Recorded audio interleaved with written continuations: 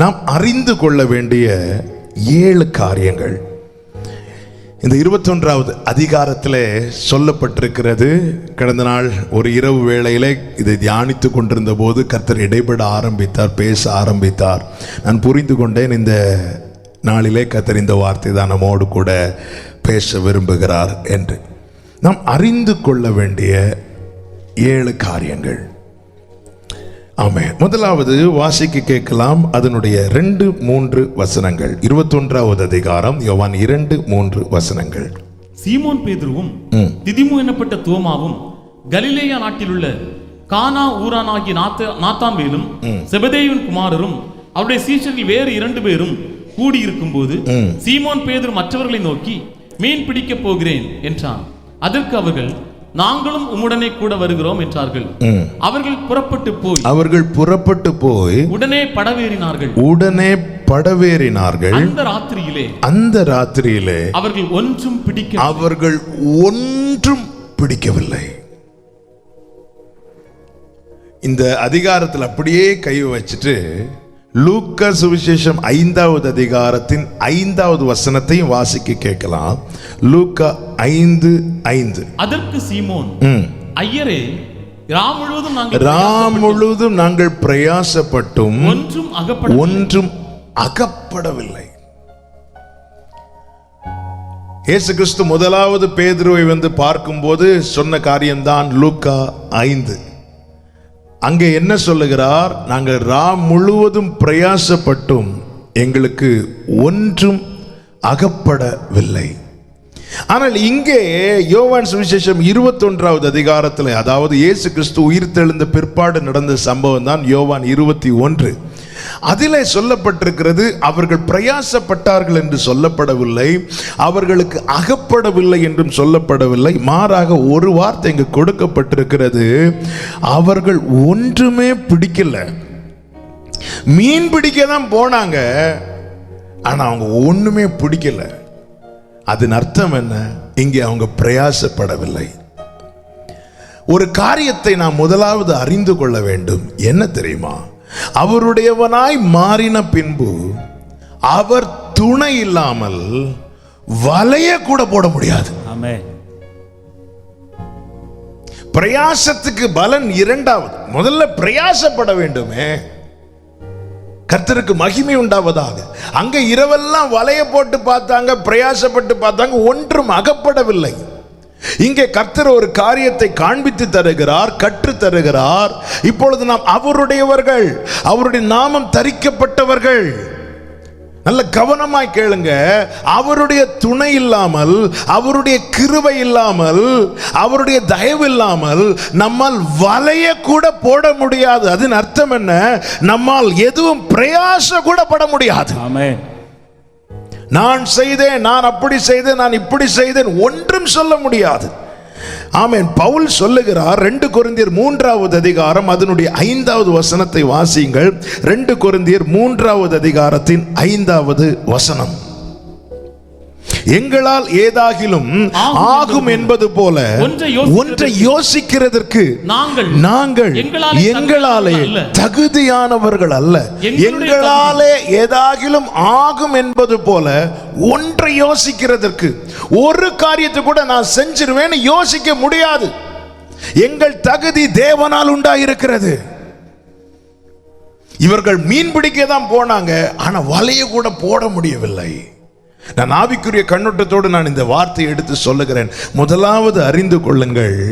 என்ன அறிந்து கொள்ளணும்? நாம் பிரயாசப்படணும்னா கூட அது அவர் நினைச்சாதான் முடியும்.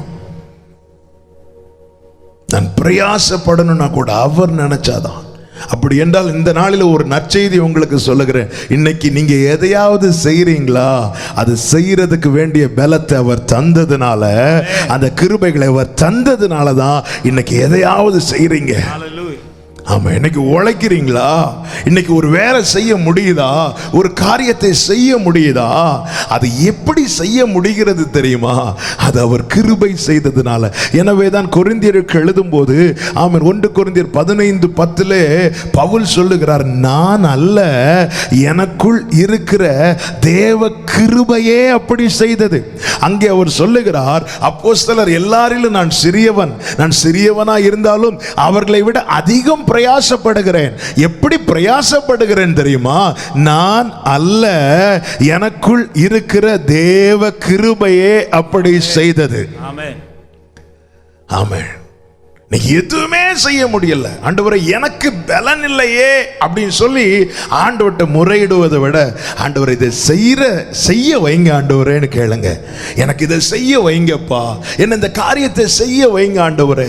பாருங்கள், லூக்கா 5வது அதிகாரத்தில் வலைய போட்டாங்க. ஆனா இங்க அவங்களால வலைய கூட போட முடியல, ஒண்ணுமே பிடிக்கல.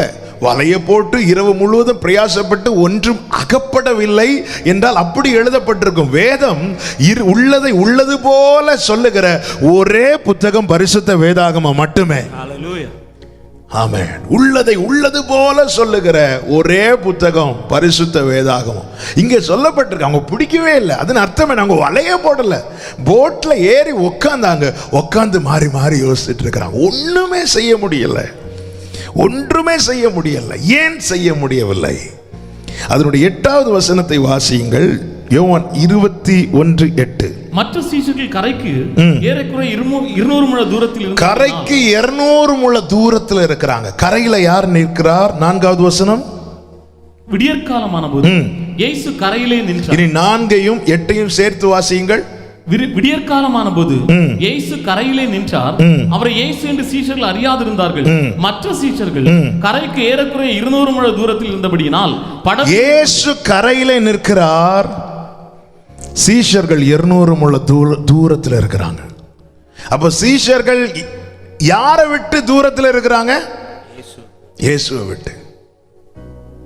இயேசுவை விட்டு 200 முழ தூரத்துல போக ஆரம்பிச்சிட்டாங்க. அவங்களால வலைய கூட போட முடியல. லூக்கா 5வது அதிகாரத்தில் பேதுருவின் படகுல இயேசு இருக்கிறார். அந்த படகு அமிழத்தக்க மீன்கள் கிடைத்தது, வலை கிளியத்தக்க மீன்கள் கிடைத்தது. இப்பொழுது இயேசுவை விட்டு தூரமா இருக்கிறாங்க. அவங்களால வலைய கூட போட முடியவில்லை.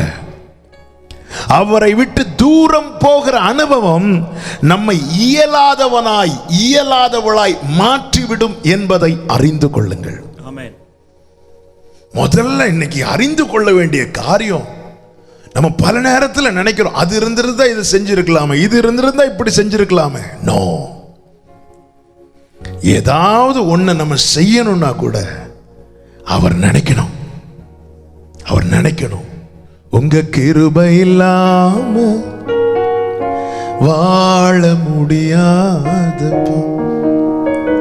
பவுல் சொல்ற, நான் பிரயாசப்பட்டேன். எப்படி பிரயாசப்பட்டேன்? எனக்குள் இருக்கிற தேவ கிருபை. அப்படி செஞ்சிடலாம், இப்படி செஞ்சிடலாம், அதை செஞ்சிருவோம், இதை செஞ்சிருவோம். எவ்வளவு பிளான் பண்றோம், எல்லாம் செய்ய முடியுதா? ஒரு காரியத்தை இன்னைக்கு செய்யறோம்னா ஆண்டவருக்கு தேங்க் பண்ணுங்க. பலன் ஆண்டவர் நிச்சயம் காண பண்ணுவாருங்க. அது இன்னைக்கு காண பண்ணுவார், இல்லாட்டா என்றைக்காவது பிரயாசத்துக்கு பலன் உண்டு. முதல்ல இதை நன்றாய் புரிந்து கொள்ள வேண்டும். பிரயாசத்துக்கு பலன் ஒருவேளை இன்னைக்கு கிடைக்கலனாலும் ஒரு நாள் நிச்சயம் தருவார். இஸ்ரவேல் ஜனங்கள் எகிப்திலிருந்து வெளியே கொண்டு வரும்போது எப்படி கொண்டு வந்தார் தெரியுமா? எல்லா எகிப்தியர்கிட்ட போய் பொண்ணு கேட்டு வாங்குங்கிறார். கேட்டு வாங்கி நிறைவானவர்களாய் தான் வெளியே வர்றார். ஏன் கேட்டு வாங்க சொன்னார்? பொண்ணை சும்மா கொண்டு போக வேண்டியது. அதுதான் ஆண்டவர் வனாந்திரத்தில் போஷிக்கிறாரு. காலையில மன்னாவை கொடுக்கிறார், மாலையில காடையை கொடுக்கிறார். அப்படி இருக்கிற எகிப்தியர் வீட்டில் போய் பொன் பொருட்களை கேட்டு வாங்க சொல்ல காரணம் என்ன? காரணம் உண்டு. என்ன காரணம் தெரியுமா? ஆமென். இஸ்ரவேலர்கள் அங்க அவ்வளோ வேலை செஞ்சாங்க. கடைசியில போக போக என்ன ஆயிட்டு தெரியுமா? பார்வோன் வேலைக்கு தக்க கூலி கொடுக்கவில்லை, நிறுத்தி விட்டான். ஏன்? மாட்டுக்கு வைக்கோல் கூட கொடுக்காம ஸ்டாப் பண்ணிட்டான். ஆனா வேலை அதிகரித்து விட்டான். அதிகமாய் பிரயாசப்பட்டார்கள், பிரயாசத்துக்கு பலனை கொடுக்க மறுத்து விட்டான், இருதயத்தை கடினமாக்கி விட்டான். ஆனால் ஒன்றை புரிந்து கொள்ளுங்கள், இந்த பூமியில் இருக்கிற எந்த அதிகாரமானாலும் சரி, அதற்கு மேலே ஒரு சிங்காசனம் இருக்கிறது. அந்த சிங்காசனத்தில் இருக்கிற ஒரு தேவன் இருக்கிறார். எல்லாவற்றையும் பார்த்து கொண்டிருக்கிற ஒரு தேவன் இருக்கிறார். இவர்கள் அவ்வளவு பிரயாசப்படுறாங்க, அவ்வளவு கண்ணீர் வடிக்கிறாங்க, அவ்வளவு வேதனைப்படுறாங்க.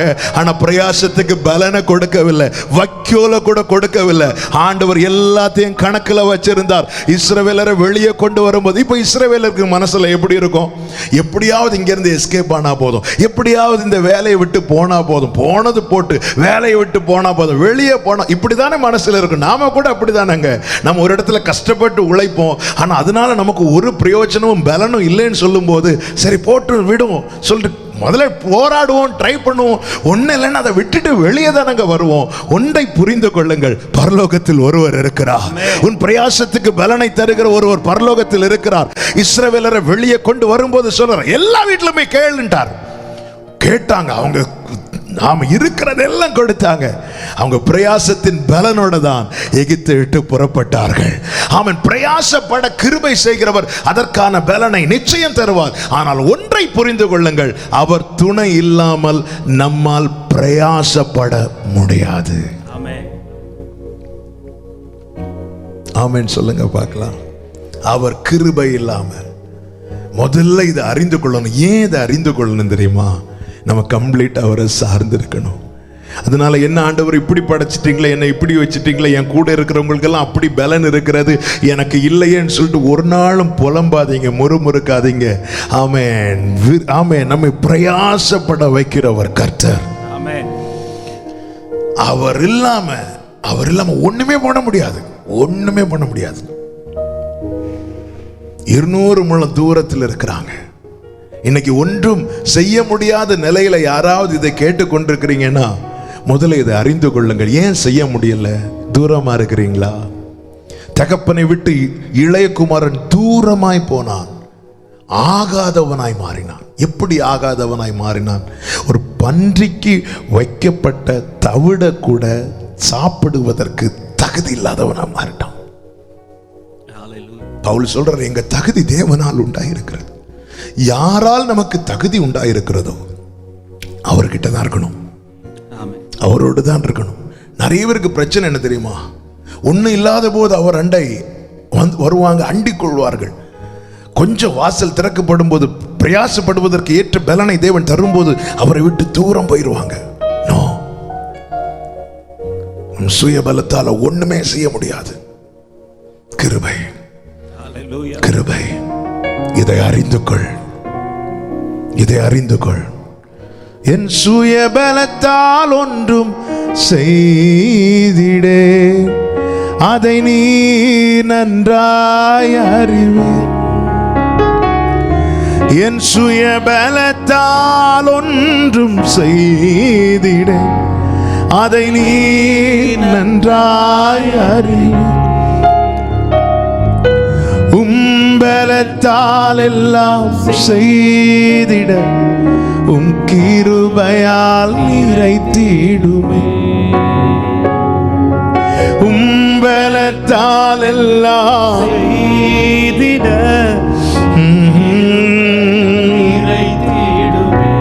இதை அறிந்தவன் அவரை விட்டு தூரம் நிற்க மாட்டான். அவர் அண்டை வந்து விடுவான், நெருங்கி வருவான். யூதாஸ் இயேசுவை விட்டு தூரம் போனான், வாழவே வழி இல்லாதவனாய் மாறினான். இளையகுமாரன் தகப்பனை விட்டு தூரம் போனான், எதற்குமே தவிட தின்னுவதற்கு கூட தகுதி இல்லாதவனாய் மாறினான். எனக்கு அது செய்ய முடியல, இது செய்ய முடியலையே சொல்லி புலம்புகிறவர்களுக்கு நான் சொல்லுகிற வார்த்தை, எவ்வளவு தூரத்தில் நிற்கிறோம்,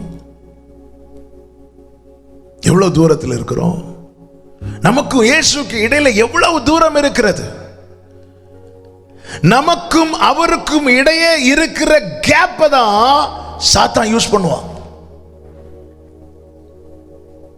நமக்கும் இயேசுக்கும் இடையே இருக்கிற அந்த கேப் தான் நாம சாத்தானுக்கு கொடுக்கிற இடம். வேதம் என்ன சொல்லுகிறது? பிசாசுக்கு இடம் கொடாதிருங்கள். இன்னைக்கு ஜோமன்ல நாளைக்கு பார்த்துக்கலாம். இந்த அறிவு நமக்கு இருக்குமானால் ஒரு நாளை அவருடைய பிரசன்னத்தில் இல்லாமல் துவங்க மாட்டோம், அவருடைய சமூகத்தில் இல்லாமல் முடிக்க மாட்டோம். ஆமென். வேலைக்கு டைம் ஆச்சு, அதனால இன்னைக்கு எனக்கு ஜெபிக்கிறதுக்கு டைம் இல்ல, போவோம் நைட்டு ஜெபம் பண்ணுவோம். நாம அதன் அர்த்தம் என்ன? நாம் எதை சார்ந்திருக்கிறோம்? எப்பக்கமும் நெருக்கப்படும் போது மாத்திரம் தேவனை தேடுகிறவர்களாய் அல்ல. பவுல் சொல்லுகிறாரு, எங்களால் ஏதாகிலும் ஆகும் என்று ஒன்றை யோசிக்கிறதுக்கு கூட, ஒரு காரியத்தை கூட எங்களால் யோசிக்க முடியாது. அதுக்கு நாங்க தகுதி உள்ளவங்க அல்ல. ஆமென். நிறைய காரியம் சாதிக்கலாம் என்று நம்மையும் தாண்டி நம்முடைய சுயத்தை, நம்மிடத்தில் உள்ளவைகளை நம்பி போய் ஏமாந்ததுதான் மிச்சம், ஏமாற்றம் அடைந்ததுதான் மிச்சம். முதலாவது ஒரு காரியத்தை அறிந்து கொள்ளுங்கள், என்ன? நான் வலைய வீசணும்னா கூட அவர் துணை இல்லாம முடியாது. என் சுய பலத்தால் ஒன்றும் செய்திடே, அதை நீ நன்றாய் அறிவி. இதை அறிந்து கொள்ளுங்கள், இதை புரிந்து கொள்ளுங்கள். வாக்கிலும் செயலிலும் வல்லவனான 40வது வயதிலே மோசே, அவன் நினைச்சா நம்ம தான் அவன் எல்லாத்திலும் வல்லவன் ஆயிட்டோம்ல, இனி நம்மளை ஜனங்க அக்செப்ட் பண்ணுவாங்க. அவன் ஜனங்களுக்கு உதவியாய் போய் நின்றான். ஜனங்கள் கேட்டாங்க, ஒன்னு எங்களுக்கு தலைவனா வச்சது யாருன்னு கேட்டாங்க. துரத்தி விட்டாங்க, ஏற்றுக்கொள்ளல. 80வது வயதில் அவன் எதிலெல்லாம் வல்லவன் என்று அறியப்பட்டானோ அது எல்லாமே வீக் ஆயிட்டு. இப்போ சரியா பேச கூட அவனால முடியல. இந்த இடத்துல தான் ஆண்டவர் சொல்றார், நான் உன்னை அனுப்புறேன். எப்படி ஆண்டவரே? என்னால பேச முடியாது ஆண்டவரே. ஆண்டவர் சொன்ன பதில், ஆண்டவர் என்ன செஞ்சிருக்கலாம்? அவனுடைய நாவை தொட்டிருக்கலாமா இல்லையா? கோலுக்கு ஒரு அற்புதம் செய்கிறார், கைக்கு ஒரு அற்புதம் செய்கிறார். இவைகளை செய்தவர் ஏன் அவன் நாவை தொட்டால் என்ன? அவர் நினைத்திருந்தால் அவனை தெளிவாய் பேச வைத்திருக்க முடியுமே? இல்லை, மாறாக என்ன சொன்னார் தெரியுமா? நான் உன் வாயோடு இருந்து பேசுவேன். அதன் அர்த்தம் என்ன? மோசே, இனி நீ செய்ய போகிற ஒவ்வொரு காரியத்திலும் நீ என்னை மட்டும்தான் சார்ந்திருக்கணும், என்னை மட்டும்தான் சார்ந்திருக்கணும். அப்படி என்றால் கேட்கலாம், அப்போ 5வது அதிகாரத்தில் வலை போட முடிந்ததே. அப்படியே இருந்து வலை போட முடியும், ஆனா பலனை பார்க்க முடியாது. சுயத்தில் நிறைய காரியம் செய்ய முடியுங்க, பலனை பார்க்க முடியாது. அவருக்குள்ள இருந்தா அவர் செய்ய வைப்பார், அதற்கான பலனை காண செய்வார். பேதுருவே, எங்க போற? மீன் பிடிக்க போற. சீஷர்களில் முதன்மையானவன் பேதுரு உண்டு, யோவான் உண்டு, சில சீஷர்கள் உண்டு. மீன் பிடிக்கிறதுக்கு தான் போட்ல ஏறி உள்ள போயிட்டாங்க. ஆனா மாறி மாறி பார்த்துட்டு தான் உட்கார்ந்து இருக்கிறாங்களே. அவங்களால வலைய கூட போட முடியவில்லை. ஏன் முடியவில்லை?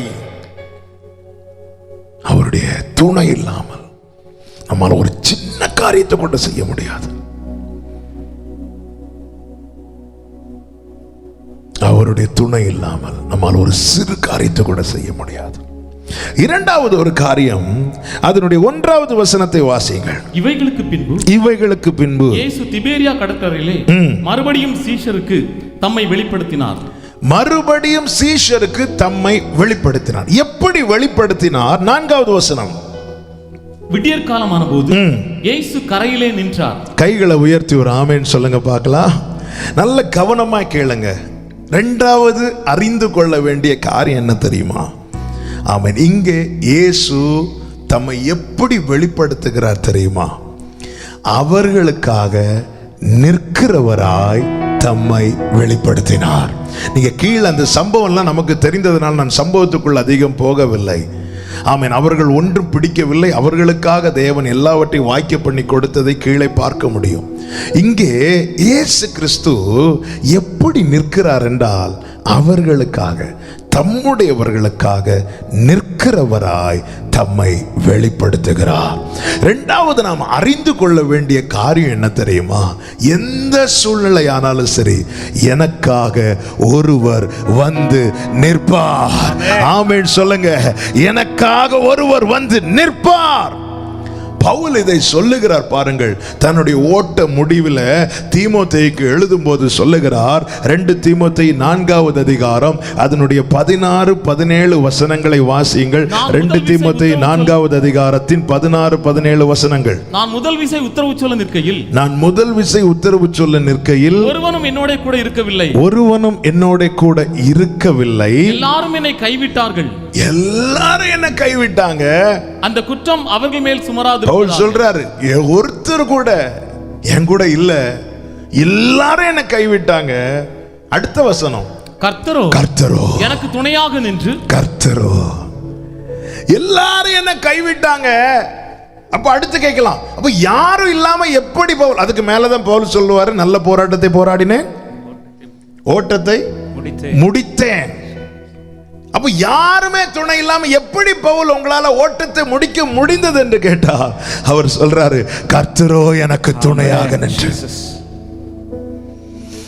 இந்த பகல் வேளையில என கேட்கிற ஒவ்வொருவருக்கும் இயேசு கிறிஸ்துவின் நாமத்திலே சொல்லுகிறேன், நீ அவருடையவனானால், நீ அவருடையவளானால், யாரும் உனக்காக இல்லாம போனாலும் அவர் உனக்காக நிற்பார். அவர் உனக்காக நிற்பார். எனக்காக நிற்கிற கர்த்தர். பத்மு தீவுல யோவான் தனித்து விடப்படுகிறான். யாரும் இல்லை, ஒருத்தர் கூட கிடையாது. ஏன் தனித்து விடப்படுகிறான்? எல்லா அப்போஸ்தலர்களையும் கொன்று விட்டார்கள். இரத்த சாட்சியாய் ஒவ்வொருத்தர் ஒவ்வொரு விதமாய் மரிக்கிறார்கள். யோவானையும் கொல்லும்படி பல விதங்களில் முயற்சி செய்கிறார்கள். ஆனால் யோவான் இன்னும் சாகவில்லை. கடைசியில் டொமிஷியன் சக்கரவர்த்தி என்ன செய்கிறான்? இவனை என்ன பண்ணி கொல்ல முடியலையே, ஒன்னு பண்ணலாம், பத்மு தீவுல தூக்கி போட்டுடலாம். இந்த பத்மு தீவு ஒருவரும் தங்கி இராத தீவு. அங்கே ஒருவேளை ஆகாரம் கூட கிடைக்க வாய்ப்பே இல்லாத தீவு. ஒருவேளை அங்க என்ன இருந்திருக்கலாம்? கொஞ்சம் எலும்பு கூடு இருந்திருக்கலாம். இதற்கு முன்பதாக இதே போல நாடு கடத்தப்பட்டு மரித்தவர்களுடைய எலும்பு கூடு வேண்டுமானால் ஆங்காங்கே கிடந்திருக்கலாமே தவிர அங்கே வேற ஒண்ணுமே கிடையாது. யோவான் அங்கே தனித்து விடப்பட்டான். தனித்து விடப்பட்ட போது அங்கே நடந்தது என்ன? வெளிப்படுத்தின விசேஷம் 1வது அதிகாரம் அதனுடைய 12, 13 வசனங்கள். அப்பொழுது என்னுடைய பேசின சத்தத்தை கர்த்தர் பேசுகிறார். பேசின சத்தத்தை திரும்பி பார்த்தேன். திரும்பின போது 7 பொன் குத்து விளக்குகளையும் அந்த 7 குத்து விளக்குகளின் மத்தியிலே நிலையங்கி தரித்து மார்பருகே பொற்கச்சை கட்டியிருந்த ஒப்பானவரையும் கண்டேன். ஹல்லேலூயா. கர்த்தர் அங்கே வந்து நின்றார். ஷாத்ராக், மேஷாக், ஆபேத்நேகோ அக்னி சூளையில் போடப்பட்ட போது தானியேலுக்கு அங்க வந்து நிக்க முடியல. வேதம் சொல்லுகிறது, கர்த்தர் அங்கே வந்து நின்றார். நீங்க அறிந்து கொள்ள வேண்டிய அடுத்த பிரதானமான காரியம் என்ன தெரியுமா? சூழ்நிலை எதுவானாலும் சரி, யாரும் எங்க பக்கத்துல வந்து நிக்காம போனாலும் சரி, எனக்கு ஒண்ணு தெரியும், நான் விசுவாசித்திருக்கிறவர் இன்னார் என்பதை அறிந்திருக்கிறேன். கர்த்தர் எனக்கு துணையாக வந்து நிற்பார். என் ஓட்டத்தில் நான் தனிமை இல்லை, நேசித்தவர். நம்புறவங்க அப்படி வலது கரத்தை உயர்த்தி பாடுங்க. என் ஓட்டத்தில் நான் தனிமை நேசித்தவர் என்னை வெறுக்கவில்லை, தகப்பன் வீட்டில் கொண்டு சேர்த்திடுவார், தகப்பன் வீட்டில் கொண்டு சேர்த்திடுவார். அல்லேலூயா. நம்புவேன் இறுதி வரை, நம்புவேன் இறுதி வரை, நம்புவேன் இறுதி வரை, நம்புவேன் இறுதி வரை. உண்மையிலே இப்போ சீஷர்கள் எந்த நிலையில் இருக்கிறாங்க அப்படின்னா, பின்மாற்ற நிலையில் இருக்கிறாங்க. ஏன்னா பேதுரு யோவான் யாக்கோபை அழைக்கும் போது சொன்னார், நீங்கள் என் பின்னே வாருங்கள், நான் உங்களை மனுஷரை பிடிக்கிறவர்களாக மாற்றுவேன் என்று. அவர்கள் என்ன செய்தார்கள்? வலையையும் படகையும் விட்டு விட்டு வந்தார்கள். இப்பொழுது சூழ்நிலை நிமித்தமாய் விட்டவைகளை திரும்ப எடுக்கிறாங்க. சொல்ல வேண்டுமானால் ஒரு பின்மாற்ற நிலை, 200 முழம் தள்ளி போய் நிற்கிற ஒரு சூழ்நிலை. அவரோடு இருந்த போது அவர் எப்படி அழைத்தார் தெரியுமா அவர்களை? யோவான் 20வது அதிகாரம் 17வது வசனம். இயேசு அவளை நோக்கி, என்னை தொடாதே, நான் இன்னும் என் பிதாவினிடத்தில் ஏறி போகவில்லை, நீ என் சகோதரரிடத்துக்கு போ. எப்படி கூப்பிடுறாரு? சகோதரர். சகோதரர். ஏன் சகோதரர் என்று சொன்னா, இயேசு கிறிஸ்து ஒரு வீட்டில் பிரசங்கம் பண்ணி கொண்டிருக்கும் போது சீஷர்கள் பக்கத்தில் இருக்கிறாங்க, திரளான கூட்டம். அப்பொழுது இயேசுவின் தாயார் மரியாள், இயேசு கிறிஸ்து பிறந்ததற்கு பிற்பாடு பிறந்த அவருடைய சகோதரர்கள் வெளியே நிற்கிறாங்க. அப்பொழுது ஒருத்தங்க வந்து சொல்றாங்க, உம்முடைய தாயாரும் சகோதரர்களும் உம்மை தேடுகிறார்கள் என்று. உடனே இயேசு கிறிஸ்து சீஷர்களை கை காண்பித்து சொன்னார், இவர்கள் தான் என்னுடைய சகோதரர்கள். ஏன்? தேவ சித்தம் செய்கிறவர்கள், என் உடன் இருக்கிறவர்கள், இவர்கள் என் சகோதரர்கள் என்று சொன்னார். இங்கே மரியாளிடத்தில் சொல்லும் போது என் சகோதரரிடத்தில் போய் சொல்லு என்றார். இப்பொழுது இவர்கள் எந்த நிலையில் இருக்கிறார்கள்? கொஞ்சம் தூரமாய். இப்ப தூரமா இருக்கிறவங்களை திருப்பி அழைக்கணும், திருப்பி கொண்டு வரணும்.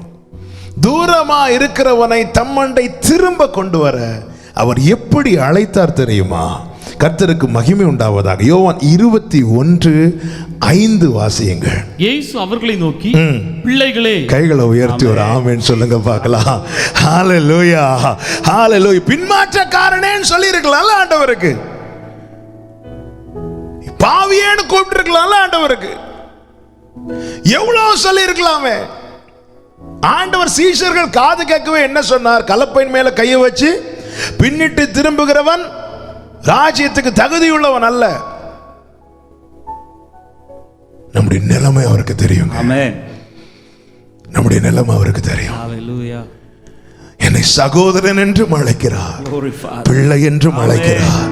நான் அதை இப்படி எழுதினேன், தோள் கொடுக்கும் சகோதரரும் அவரே, தோள் மீது சுமக்கும் தகப்பனும் அவரே.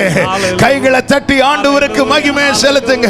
ஆமென். எனக்கு ஒரு பிரச்சனைனா எனக்கு தோள் கொடுக்கிற சகோதரரும் அவரே, என்னால முடியலன்னு சொல்லும் போது என்னை தோள் மீது சுமக்கும் தகப்பனும் அவரே. மெதுவான தென்றல் கொடுங்காற்றாய் மாறி அடித்த வேளையிலும் என்னை கீழே விடவில்லை. ஆண்டவர் நினைச்சாங்க விட்டுருக்கலாம், ஆண்டவர் நினைச்ச அந்த இடத்துல விட்டுருக்கலாம்.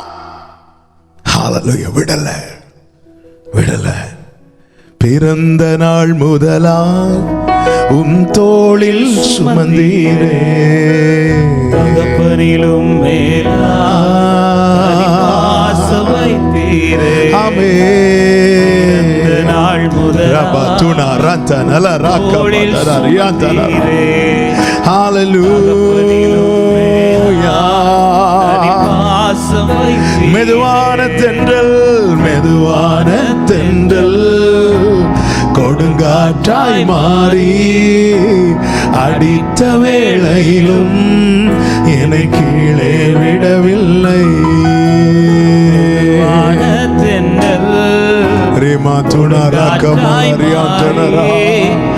அடித்த வேளையிலும் என்னை கீழே விடவில்லை.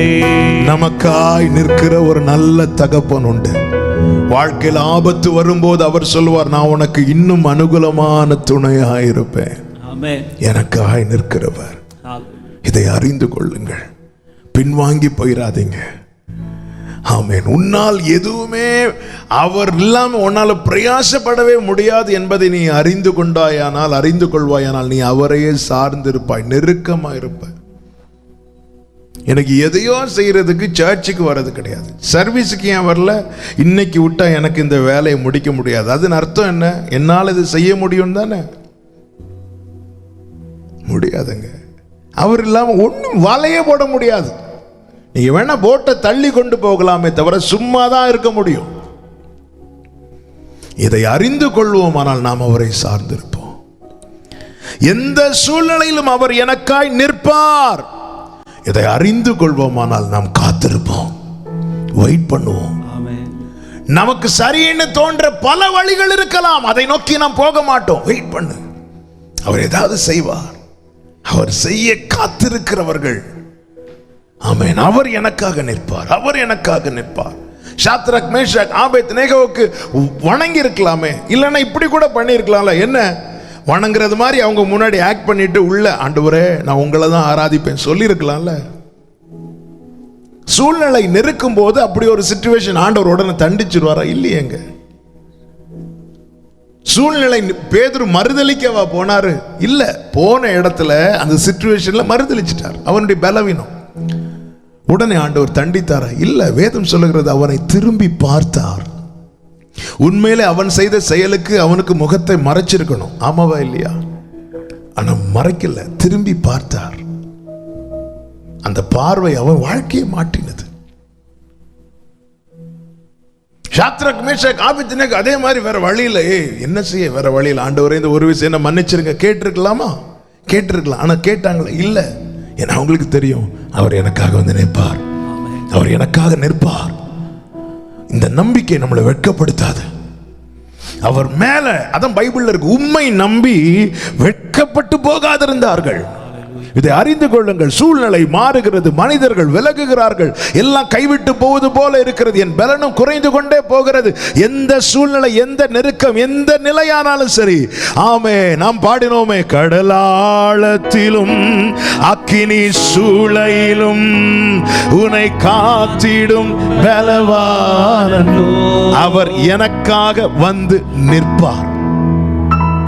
விடியற்காலமான போது இயேசு எப்படி தம்மை வெளிப்படுத்தினார் தெரியுமா? அவர்களுக்காக நிற்கிறவராய் வெயிட் பண்றார், நமக்காக நிற்பார். ஆமென். பாதி வழியில் விட மாட்டார், பொய் சொல்ல மாட்டார். செய்வேன்னு சொன்னால் செய்வார், நடத்துவேன்னு சொன்னால் நடத்துவார், சுமப்பேன்னு சொன்னால் சுமப்பார். எந்த சூழலிலும் அவர் நம்மோடு கூட நிற்பார். நல்ல கவனிங்க, இஸ்ரவேலர்களில் அநேகர் வனாந்திரத்தில் விழ காரணம் மேக ஸ்தம்பம் அவர்களை விட்டு விலகினதினால் அல்ல, அவர்கள் அவரை விட்டு விலகினதினால். நம்முடைய வாழ்க்கையில் உண்டான அத்தனை பிரச்சனைக்கு காரணம் அவர் நம்மை விட்டு விலகினதினால் அல்ல, நாம் அவரை விட்டு விலகினதினால். ஹல்லேலூயா. பேதுரு மறுதலிக்க காரணம் அது. ஆண்டவர் சொல்லிட்டார், இப்போ வராதுங்கிறார். ஒரு பாதையை ஆண்டவர் நமக்கு அடைப்பாரானால் அந்த பாதையை போய் நம்ம முயற்சி செய்யக்கூடாது. ஒரு காரியம் செய்யாதே என்று அவர் சொல்லும் போது அந்த காரியம் நமக்கு நலமாய் தோன்றினாலும் செய்யக்கூடாது. அவர் காட்டும் பாதை நம் கூட அவர் இருப்பார். ஒருவேளை இன்று நம் கண்களுக்கு அது வனாந்தரமாய் தெரிந்தாலும், ஒரு இல்லாமையே நம்முடைய கண்களுக்கு தெரிந்தாலும், அவர் இல்லாமல் எதையும் முயற்சி செய்யாதிருங்கள். அவருக்காக காத்திருங்கள், அவர் நிற்பார். இயேசு வந்து நின்றார். மூன்றாவது அறிந்து கொள்ள வேண்டிய காரியம் என்ன? அதனுடைய 7வது வசனத்தை வாசிங்கள். ஆதலால் அன்பாயிருந்த சீஷன் பேதுருவை பார்த்து அவர் கர்த்தர் என்றான். கைகளை உயர்த்தி ஒரு ஆமென் சொல்லுங்க பார்க்கலாம். மூன்றாவது நாம் அறிந்து கொள்ள வேண்டிய காரியம் என்ன தெரியுமா? இயேசு கர்த்தர். ஹல்லேலூயா. கர்த்தராகிய இயேசு, அவர் கர்த்தர், லார்ட். கர்த்தர் என்ற வார்த்தையின் அர்த்தம் என்ன? நீ இதை முதல்ல அறிஞ்சுக்கோ. அவர் கர்த்தர். கர்த்தர் என்ற வார்த்தையின் அர்த்தம் என்ன? எல்லாவற்றையும் தீர்மானித்து நடப்பிக்கிற வல்லமையுடையவர் அல்லது அதிகாரமுடையவர். எல்லாவற்றையும் சர்வத்தையும் தீர்மானிக்கிற அதிகாரமுடையவர், சர்வத்தையும் நடப்பிக்கிற வல்லமையுடையவர் கர்த்தர். முதலாவது அவர்கள் இயேசுவை எப்படி அறிந்தார்கள் தெரியுமா? பேதுரு சொல்லுகிறார் ஐயரே அப்படிங்கிறார், அந்திரேயா ரபி அப்படிங்கிறார். அப்படின்னா போதகர். ஏன்னா அவர் டீச் பண்றார், நிறைய பேசினார். இயேசுவோடு இருக்கிறவர்கள் போதகத்தால் நிரம்புவார்கள், போதகத்தால் அப்படி பார்க்கிறாங்க. அடுத்து பேதுரு ஆண்டவரே அப்படிங்கிறார். அடுத்து ஒரு சூழல்ல அவங்க இவர் யாரோ அப்படிங்கிறாங்க, இவர் யாரோ. அடுத்து பேதுரு சொல்றார் நீர் உன்னதமான தேவனுடைய குமாரனாகிய கிறிஸ்து அப்படிங்கிறார். உயிர்த்தெழுந்த பிறகு யோவான் பேதுருவுக்கு சொல்லுகிறார், அவர் இயேசுன்னு மாத்திரம் அல்ல, இயேசுவை காண்பித்து சொல்லுகிறார், அவர் கர்த்தர். ஆமென். நாம் ஆராதிக்கிற தேவன் நம் ஆண்டவராகிய இயேசு கிறிஸ்து கர்த்தாதி கர்த்தர். ஹல்லேலூயா. அதன் அர்த்தம் என்ன? எல்லாவற்றையும் தீர்மானிக்கிற அதிகாரமுடையவர். அவன் இப்படி சொல்ல காரணம் என்ன? காரணம் அதற்கு மேலே பாருங்கள், அதனுடைய 5-6 வசனங்களை வாசிங்க. இயேசு அவர்களை நோக்கி, பிள்ளைகளை புசிக்கிறதற்கு ஏதாகிலும் உங்களிடத்தில் உண்டா என்றார். அதற்கு அவர்கள் ஒன்றுமில்லை என்றார்கள். அப்பொழுது அவர், நீங்கள் படவுக்கு வலதுபுறமாக வலையை போடுங்கள். ஆண்டவர் டைரக்ஷன் காட்டுறார், வலையை வலது புறமாய் போடுங்கள், அப்பொழுது உங்களுக்கு அகப்படும் என்றார். அப்பொழுது உங்களுக்கு அகப்படும் என்றார். நல்ல கவனிங்க, எல்லாவற்றையும் தீர்மானிக்கிறவர். வலையை எங்க போடணும்னு அவர் தீர்மானிக்கிறார். அவர் தீர்மானித்த பிறகுதான் அவங்களுக்கே போட முடிகிறது. வலையை வலது புறமாய் போடு, அப்பொழுது அங்க மீன் இருக்குன்னு சொல்லல, அகப்படும் என்று சொன்னார். அதன் அர்த்தம் என்ன? அங்க மீன் இல்லைனாலும் அவர் காட்டுற டைரக்ஷன்ல நான் வலைய போட்டா இல்லாதவைகளை இருக்கிறதை போல வரவழைத்து தருவார். ஆமென் சொல்லுங்க பார்க்கலாம்.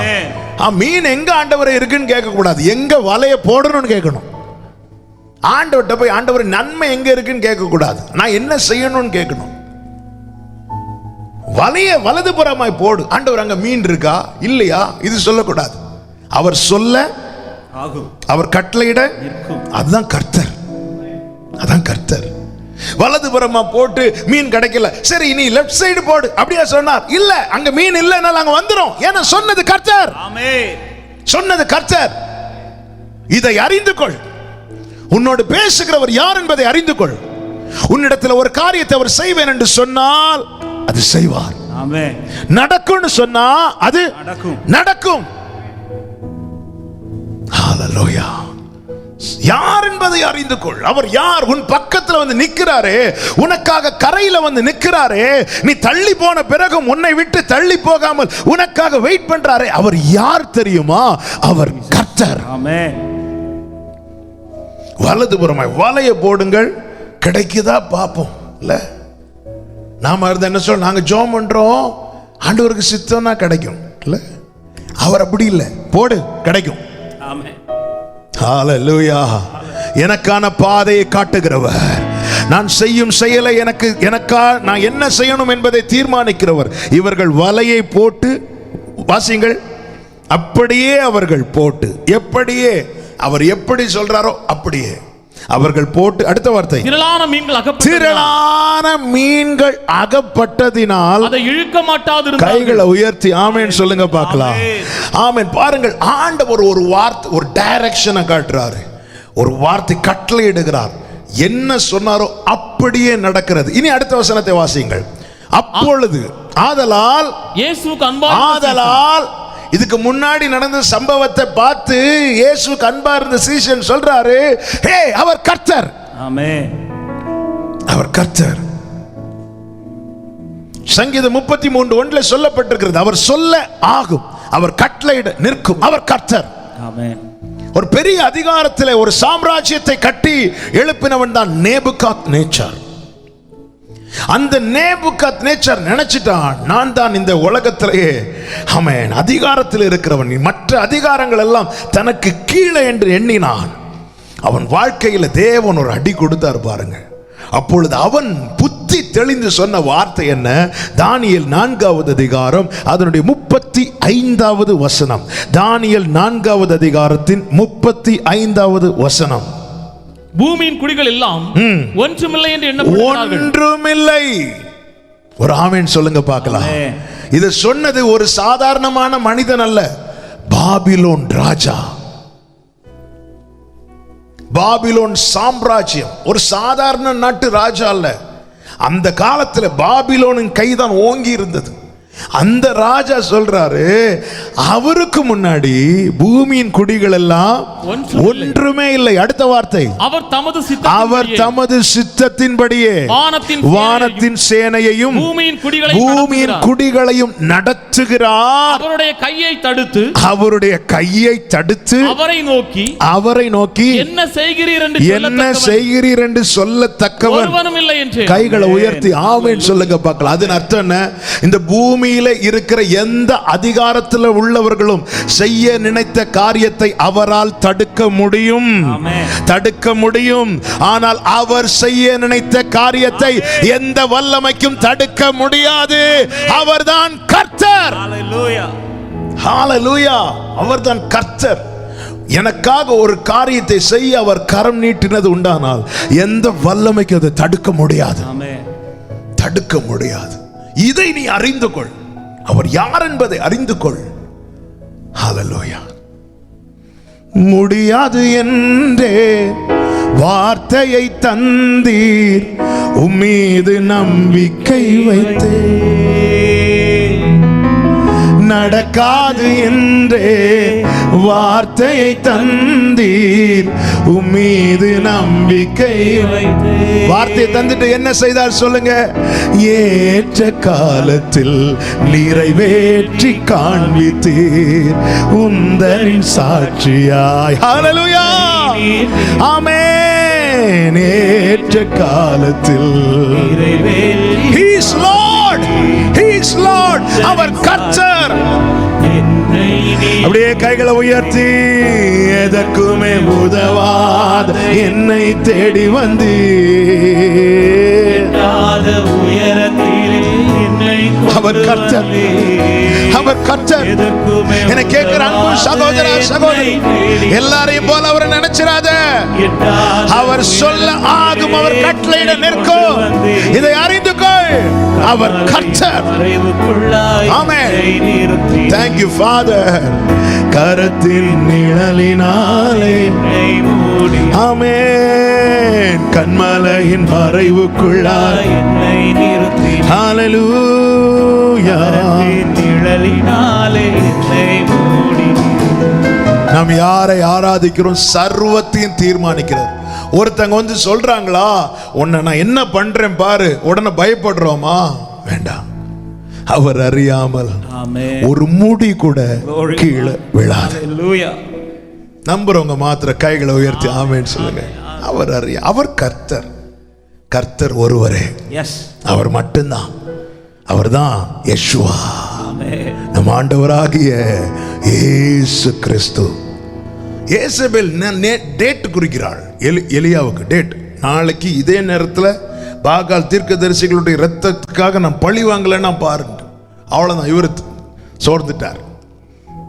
சோர்ந்து போய் போதும் ஆண்டவரே நீங்களே எடுத்துருங்க. அதன் அர்த்தம் நாளைக்கு அவ கொல்றதுக்கு முன்னாடி நீங்க என்ன எடுத்துருங்க. இன்னைக்கு நிறைய பேருடைய புலம்பல் அப்படிதான். பிரச்சனை தலைக்கு மேலே போகும்போது ஆண்டவரே என்னை எடுத்துக்கொள்ளும், எப்பொழுது வருவீர் ஆண்டவரே?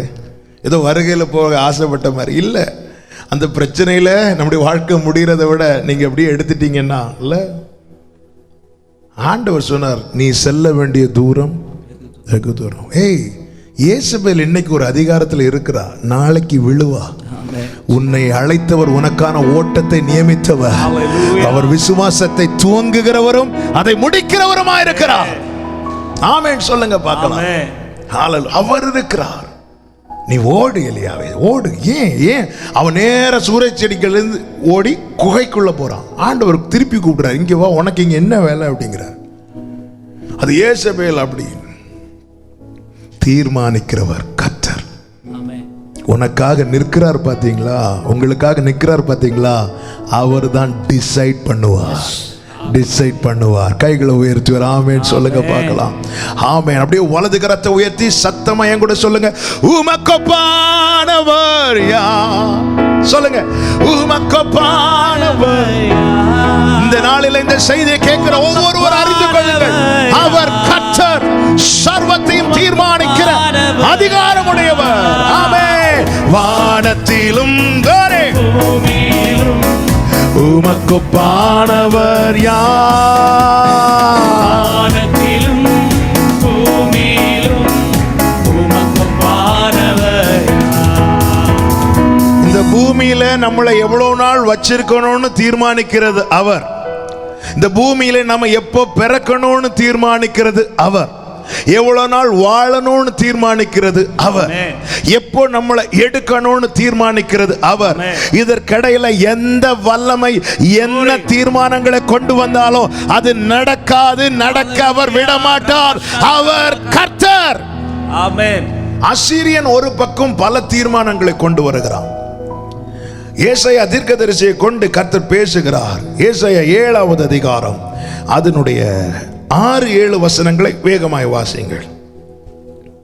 நீ பயப்படாமல் அமர்ந்திருக்க பார், இந்த 2 புகைகிற கொள்ளிக்கட்டைகளாகிய சீரியரோடே வந்த ரேத்சீனும் ரெமலியாவின் மகனும் கொண்ட உக்கிர கோபத்தின் நிமித்தம், அவங்க கோபத்தின் நிமித்தம் உன் இருதயம் துவள வேண்டாம். அவங்க கோபத்தில் அதை செய்வேன் இதை செய்வேன் சொல்றாங்களே, அதை நினைச்சு நீ உன் இருதயம் பயப்பட வேண்டாம். அடுத்த வசனம், கர்த்தராகிய ஆண்டவர், கர்த்தராகிய ஆண்டவர் சொல்லுகிறார், அந்த ஆலோசனை நிலை நிற்பதில்லை, அதன்படி சம்பவிப்பதும். ஆலோசனை போடுவாங்க, சத்துரு ஆலோசனை போடுவான்.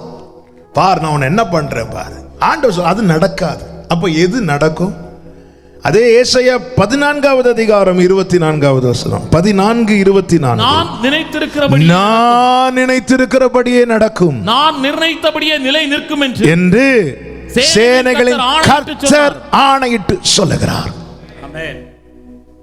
வாழ்க்கையில இப்படிப்பட்ட பிரதிகூலத்தின் நடுவில் இருக்கும்போது ஏசாயா 7:7 ஏசாயா 14:24 சேர்த்து வச்சு திரும்ப திரும்ப வாசிங்க, உங்களுக்குள்ள பலன் வரும். ஆமென். ஏசாயா 7:7 அந்த 2 வசனத்தை சேர்த்து வாசிக்கிறீங்களா? ஏசாயா 7:7 கர்த்தராகிய ஆண்டவர், அந்த ஆலோசனை நிலை நிற்பதில்லை, அதன்படி சம்பவிப்பதும் இல்லை. இனி அடுத்த வசனத்தை வாசிங்க, நான் நினைத்திருக்கிறபடியே நடக்கும். ஹalleluya ஹalleluya ஹalleluya என்று சேனைகளின் கர்த்தர் எப்படி சொல்லுகிறாராம்? ஆணையிட்டு சொல்லுகிறார், ஆணையிட்டு சொல்லுகிறார். இதை அறிந்து கொள். எதை அறிந்து கொள்ளணும்? நான் ஆராதிக்கிறவர் கர்த்தர். கர்த்தர் தோள் கொடுக்கும் சகோதரன், தோள் மீது சுமக்கும் தகப்பன், சர்வத்தையும் தீர்மானிக்கிற அதிகாரமுடைய கர்த்தர். 4வது அறிந்து கொள்ள வேண்டிய காரியம் என்ன? ஆமென். அதே வசனம் யோவான் 21:7, ஆதலால் இயேசுவுக்கு அன்பாயிருந்த சீஷன் பேதுருவை பார்த்து அவர் கர்த்தர் என்றான். அவர் கர்த்தர் என்று சீமோன் பேதுரு கேட்டவுடனே தான் வஸ்திரம் இல்லாதவனாய் இருந்தபடியா தன் மேற்சட்டையை கட்டிக்கொண்டு கடலிலே குதி. 4வது அறிந்து கொள்ள வேண்டிய காரியம் என்ன தெரியுமா? உன் நிலையை அறிந்து கொள். நீ ஒன்னு அறிந்து கொள். நான் இது ஆவிக்குரிய கண்ணோட்டத்தோடு சொல்லுகிறேன். இப்பொழுது பேதுரு எப்படிப்பட்டவனாய் இருக்கிறான்? வஸ்திரம் இல்லாதவனாய் இருக்கிறான், வஸ்திரம் இழந்தவனாய் இருக்கிறான். வஸ்திரம் இழந்தவனாக காரணம் என்ன? கரையை விட்டு 200 முழம் தள்ளினதே காரணம். இயேசுவை விட்டு ஒருவன் எப்பொழுது தூரம் போக ஆரம்பிக்கிறானோ அப்பொழுது அவனுக்கு கொடுக்கப்பட்ட வஸ்திரத்தை அவன் இழக்கிறான். இளையகுமாரன் தகப்பனை விட்டு தூரம் போயிட்டு திரும்பி மீண்டு வரும்போது அவனுக்கு எது இல்லாதிருந்தது தெரியுமா? தகப்பனுடைய வஸ்திரம் இல்லாதிருந்தது. அவனுக்கு என்ன? அடிமையின் வஸ்திரம் அவனுக்கு இருந்தது. என்னை கேட்குற ஒவ்வொருவருக்கும் சொல்கிறேன், நம்முடைய கவலை எதுவாக இருக்கு தெரியுமா? படகுல மீன் இல்லையங்கிறத குறித்து தான் நிறைய கவலைப்படுறோம். அவர் தந்த அந்த வஸ்திரத்தை இழந்ததை குறித்து யாராவது கவலைப்படுகிறோமா? ஆமென். உன் வஸ்திரத்தை காத்துக்கொள், ரட்சிப்பை காத்துக்கொள். ஒரு காரியத்தை குறித்து வேதத்தில் கவலைப்படாதீங்க, ஒன்றுக்கும் கவலைப்படாதீங்கன்னு சொன்ன இதே வேதம் ஒரு காரியத்துக்காக கவலைப்பட சொல்லுகிறது. எந்த காரியம்? எபிரேயர் 2:4 வாசிங்க. எபிரேயர் 2வது அதிகாரம் 4வது வசனம். 2வது அதிகாரம் 4வது வசனம். அடையாளங்களினாலும் அற்புதங்களினாலும் பலவிதமான பலத்த செய்கைகளினாலும் தம்முடைய சித்தத்தின்படி பகிர்ந்து கொடுத்த பரிசுத்த ஆவியின் வரங்களினாலும் தேவன் தாமே சாட்சி கொடுத்ததுமாயிருக்கிற இவ்வளவு பெரிதான ரட்சிப்பை குறித்து நாம் கவலையற்று இருப்போமானால் தண்டனைக்கு எப்படி தப்பித்துக் கொள்வோம்? அதன் அர்த்தம் என்ன? தண்டனைக்கு தப்புவிக்கப்பட ரட்சிப்பை குறித்து கவலைப்படு. நான் அந்த ரட்சிப்பை காத்துக் கொள்ளுகிறேனா? சிலுவையிலே கிறிஸ்து சம்பாதித்து தந்த ரட்சிப்பை காத்துக் கொள்ளுகிறேனா? நீ உன் நிலையை அறிந்து கொள். நான் ரட்சிக்கப்பட்டு 10 வருஷம் ஆச்சு, ஓகே. அந்த ரட்சிப்பை காத்துக் கொள்ளுகிறோமா?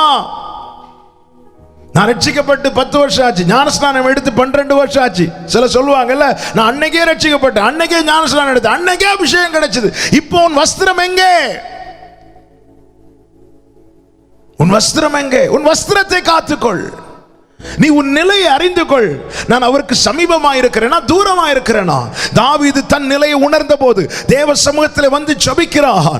ஆண்டவரே, என்னை கழுவும், ஈசோப்பினால் என்னை சுத்திகரியும், உம்முடைய பரிசுத்த ஆவியை என்னை விட்டு எடுத்து போடாதிரும், உம்முடைய சமூகத்தை விட்டு என்னை தள்ளி போடாதிரும். இன்னைக்கு நம்முடைய கவலை எதுவா இருக்கிறது? பணம் இல்லையே, சாப்பாடு இல்லையே, ஃபீஸ் கட்ட பணம் இல்லையே, அதுக்கு இல்லையே, இதில் நம்முடைய கவலைகள் எல்லாம் இவைகளை குறித்தே இருக்கிறது. ஆண்டவர் சொல்லுகிறார், கவலைப்படுறதுனால ஏதாவது ஒன்று கூட்ட முடியுமா? இல்ல, உங்களுக்கு இன்னது தேவை என்பதை உங்கள் பிதா அறிந்திருக்கிறார். இன்னைக்கு வரைக்கும் அவர் தானங்க பிழை பூட்டுகிறார், அவர் தானங்க நடத்துகிறார், எவ்வளவு ஆச்சரியமா நடத்துகிறார். ஆமாம். எனவே என்னத்தை உண்போம், என்னத்தை உடுப்போம், இதை குறித்து நீ கவலைப்படாதேன்னு சொல்லிவிட்டு இதே வேதம் சொல்லுது, ரட்சிப்பை குறித்து கவலைப்படு. ஆமென். ரட்சிப்பை குறித்து கவலைப்படு. ரட்சிப்பை குறித்து கவலையற்றவர்களாக இருந்தால் தண்டனைக்கு எப்படி தப்புவித்துக் கொள்வோம்? ரட்சிப்பை குறித்து கவலைப்படு. ஆண்டவர் சொல்லுகிறார். ரோமை லூக்கா 12வது அதிகாரத்தில், ஆமென், லூக்கா 12வது அதிகாரம், அங்கே பாருங்கள், 16வது வசனம் முதல் வாசியுங்கள். அதற்கு அவர் 12:16 அல்லாமலும் அவர் ஒரு உண்மையை சொல்லுகிறார். ஐஸ்வர்யமுள்ள ஒருவனுடைய நிலம் நன்றாய் விளைந்தது. அப்பொழுது அவன், நான் என்ன செய்வேன்? தானியங்களை சேர்த்து வைக்கிறதுக்கு இடம் இல்லை. அவனுக்கு இடம் முழுவதும் தானியம் நிரம்பிட்டு, இப்பொழுது அவனுக்கு கவலை என்ன தெரியுமா? ஐயோ, இனி மீதமுள்ள தானியத்தை சேர்த்து வைக்கிறதுக்கு எனக்கு இடம் இல்லையே. அவனுக்கு கவலை அதுவா இருக்குது. தானியத்தை சேர்த்து வைக்க இடம் இல்லையே, தானியத்தை சேர்த்து வைக்க. அவனுக்கு விளைச்சலை குறித்த கவலை இருக்கிறது. ஆனால் அவனுக்கு எந்த கவலை இல்லைன்னா ஆத்மாவை குறித்த கவலை இல்லை. எனவே என்ன செய்கிறான்? தானியத்தை சேர்த்து வைக்க, அந்த தானியம் கெட்டுறக்கூடாதுன்னு சொல்லி அவன் என்ன செய்கிறான் பாருங்கள். 19வது வசனம். பின்பு ஆத்துமாவே, 18வது வசனத்தை வாசிங்க. நான் ஒன்று செய்வேன், என் களஞ்சியங்களை இடித்து பெரிதாக கட்டி விளைந்த தானியத்தையும் என் பொருட்களையும் அங்கே சேர்த்து வைத்து, பின்பு ஆத்துமாவே, உனக்காக அநேக வருஷங்களுக்கு அநேகம் பொருட்கள் சேர்த்து வைக்கப்பட்டிருக்கிறது.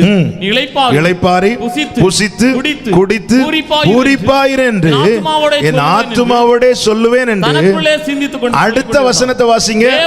தேவனோ அவனை நோக்கி பிள்ளைகளே என்று கூப்பிடல, மகனே மகளே என்று கூப்பிடவில்லை. மாறாக என்ன சொல்லுகிறார் தெரியுமா? மதிகேடனே, உன் ஆத்துமா உன்னிடத்திலிருந்து இந்த ராத்திரியில எடுத்துக்கொள்ளப்படும். எடுத்துக்கொள்ளப்பட்டால் ஒரு கொஸ்டினும் போடல, எடுத்துக்கொள்ளப்படும். அப்பொழுது நீ சேகரித்தவைகள் யாருடையதாகும்? என்ன, உனக்கு தானியம் பாதுகாப்பா இருக்கணும்னு சொல்லிட்டு உன் இடத்தை பெருசாகி கெட்டியே, உனக்குள்ள இருக்கிற ஆத்மா பாதுகாப்பா இருக்கிறதா என்று ஒரு நிமிடம் யோசித்தாயா?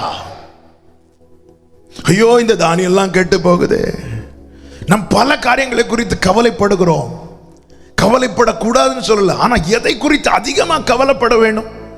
நம்ம மழை பெய்யும் போது வெளியே துணியை போட்டோம்ல, துணி காய போட்டோம்ல, துணி எல்லாம் நனையுதேன்னு சொல்லிட்டு ஓடி போய், ஆமென், சில மாதங்களில் சில வருடங்களில் பழுதாய் போகிற, கிழிந்து போகிற அற்ப விலையுள்ள துணிக்காக கவலைப்படுகிறோமே. சிலுவையில சம்பாதித்து தந்த அந்த விலையேறப்பட்ட ரட்சிப்பை குறித்து கவலைப்படுகிறோமா? ஆமென். ஆண்டவர் சொல்ற, நீ நாளைய குறித்தே கவலைப்படக்கூடாதுன்னு சொல்றார். அந்தந்த நாளுக்குரிய பாடுகள் அதனது நாளுக்கு போதும். நம்முடைய கவலை எதுவா இருக்குங்க? ஆண்டவர் அப்படிப்பட்டவங்களை பார்த்து சொல்ல, மதிகேடனேங்கிறார். அதன் அர்த்தம் என்ன? இவன் ஆத்துமாவை குறித்து பேதுருவின் வலை கிழியத்தக்க மீன்களை கொடுத்தார். ஏன் வலை கிழியல தெரியுமா? அவனுக்கு தேவையானதை எடுத்துட்டு மீதியை மற்றவர்களுக்கு கொடுக்கிறான். இல்லை நான் மற்றவங்களுக்கு கொடுக்க மாட்டேன், எனக்கு தான் வேணும்னா அந்த வலை கிழிந்திருக்கும், அத்தனை மீனும் கீழே விழுந்திருக்கும். வலை கிழியத்தக்க மீன்களை கர்த்தர் கொடுக்கிறார். அவன் என்ன செய்கிறான்? தனக்கு தேவையானதை நிரப்பிவிட்டு மற்ற படகுக்கு கை காட்டுகிறான். அந்த படகை கொண்டு வர்றாங்க, அதுவும் நிரப்பப்படுகிறது. இவனுக்கும் ஆசீர்வாதமா, இவன் ஆசீர்வதிக்கவும் படுகிறான், இன்னொரு ஆளுக்கு ஆசீர்வாதமாக மாறுகிறான். இல்லை இல்லை இல்லை இல்லை, யாருக்கும் நான் கொடுக்க மாட்டேன், ஆமாம் எனக்கு தான். கடைசியில் என்ன இருக்கும்? பிறருக்கு கொடுக்காம இருந்திருந்து அந்த வலை கிழிஞ்சிருக்கும். அவனுக்கு தேவைக்கு அதிகமாய் வந்து விட்டது. அவன் என்ன செய்கிறான்? அதை குறித்து தான் கவலை.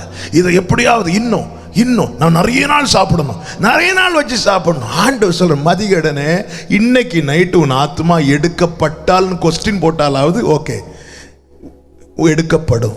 அவர் சொல்ல அதன் அர்த்தம் நீ கவலைப்படணும். ரட்சிப்பை குறித்து, ஆத்மாவை குறித்து ஒவ்வொரு நாளும் கவலைப்படணும். அதை பயத்தோடு வாழணும். ஒரு நாள் விலகிடக்கூடாது.